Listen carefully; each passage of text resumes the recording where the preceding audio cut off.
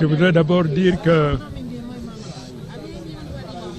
ce jour est un jour fatidique pour moi, dès lors qu'il consacre ma volonté à dédier toute mon existence pour la protection et la promotion de notre nation en général et de son peuple en particulier. S'agissant du peuple camerounais, je m'engage également à réveiller en chaque Camerounais la valeur de l'honneur, de dignité, de service, que chaque Camerounais, du tréfonds de son âme, sente la nécessité de se mettre au service de cette très grande et cette belle nation pour qu'elle redevienne ce qu'elle n'aurait jamais dû cesser d'être.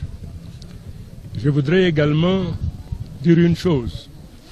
Le Cameroun est un usufruit, c'est-à-dire quelque chose qui appartient à tout le monde, mais n'appartient à personne, ni à quelqu'un, ni à un groupe de gens.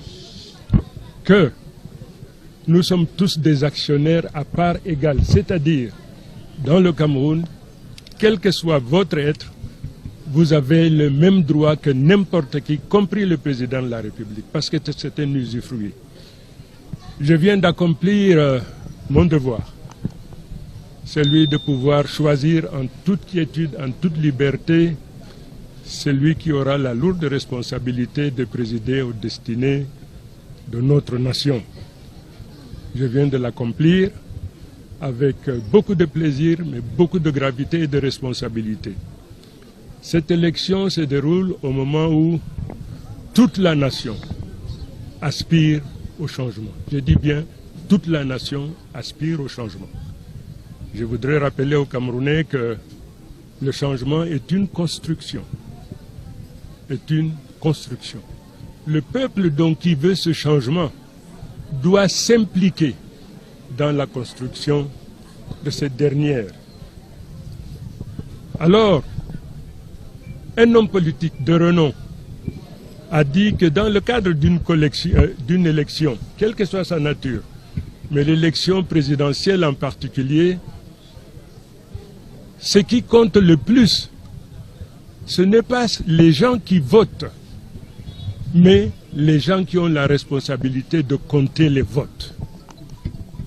Il faudrait donc que le Camerounais, qui tienne absolument à ce que le résultat qui doit être prononcé par le Conseil constitutionnel soit le reflet de ce qui sort des urnes, le peuple camerounais dans son ensemble.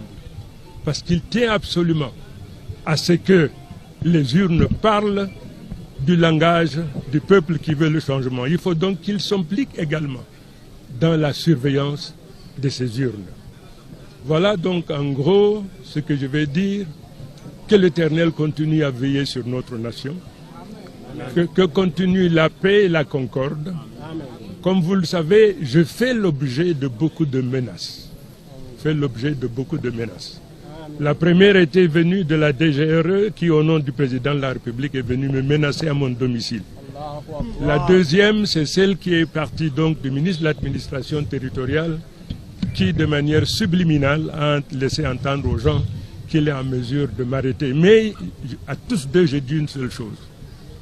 Ce n'est pas Chiroma qui est problème, c'est le peuple camerounais qui est problème parce que Chiroma se place sous la protection de Dieu et du peuple camerounais. Voilà, donc je suis chez moi, je ne bougerai pas. S'ils ont l'intention de venir me prendre chez moi, je ne bougerai pas. Je suis Chiroma. S'ils ne savent pas ce que c'est qu'être Chiroma, je suis Chiroma.